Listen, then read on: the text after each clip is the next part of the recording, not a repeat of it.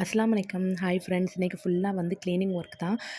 முதல்ல வந்து பாய் எல்லாத்தையும் கழுவி போட்டாச்சு. அதுக்கப்புறம் பிள்ளைங்க ஸ்கூல் ஓப்பன் ஆகிடும்னு லஞ்ச் பேக் எல்லாத்தையும் கழுவி விட்டுட்டு, அதுக்கப்புறம் வீட்டில் வந்து ஒட்டரை அடித்து விட்டுலாம்னு ஒன் பை ஒன்னாக எல்லா வேலையும் பார்த்துக்கிட்டு இருந்தேன். அதுக்கப்புறம் ஃபேனில் வந்து இந்த நம்ம ஒட்டரை அடிக்கும்போது தூசி வந்து படைஞ்சிச்சு. அப்புறம் ஃபேனை துடைச்சிட்டு, அதுக்கப்புறம் இருக்க ஜன்னல் எல்லாத்தையுமே துடைச்சி விட்டுட்டேன். ஏன்னா நம்ம ஒட்டரை அடிக்கும்போது எல்லாம் இது பண்ணும்போது இந்த மாதிரி ஜன்னல் எல்லாத்தையுமே நம்ம துடைச்சி அப்பப்போ விட்டுட்டோம்னா நம்ம கொஞ்சம் வீடை பார்க்கும்போது க்ளீனாக இருக்கும். ரொம்ப சேர்த்து வச்சுட்டோம்னா நம்மளுக்கு தான் கஷ்டம்.